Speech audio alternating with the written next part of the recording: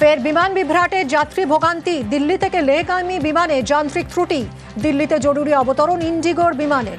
কথা বলবো মৈত্রেয়ীর সঙ্গে। মৈত্রেয়ী, কখন ধরা পড়লো যান্ত্রিক ত্রুটি, এখন কি ব্যবস্থা নেওয়া হচ্ছে? সকাল 6:30টায় লেহগামী এই বিমান, বেসরকারি বিমান সংস্থা ইন্ডিগোর এই বিমান 6:30টায় দিল্লি বিমানবন্দর থেকে ওড়ার পর কিছুক্ষণ বাদেই তাতে কিছু যান্ত্রিক ত্রুটি ধরা পড়ে এবং ঝুঁকি না নিয়ে 180 জন যাত্রী নিয়ে সেই বিমানের জরুরি অবতরণ করানো হয় দিল্লিতে। অর্থাৎ লে যাওয়ার পরিবর্তে দিল্লিতেই ব্যাক করে এবং সেখানেই জরুরি অবতরণ করা হয় বিমানের। এবং এই মুহূর্তে বিমানবন্দর সূত্রে খবর যে বিমানের সমস্ত রকমের যান্ত্রিক ত্রুটি চেক করা হচ্ছে। যাত্রীরা এবং ক্রিউ প্রত্যেকেই সুরক্ষিত আছেন। মিমি, ধন্যবাদ মৈত্রী।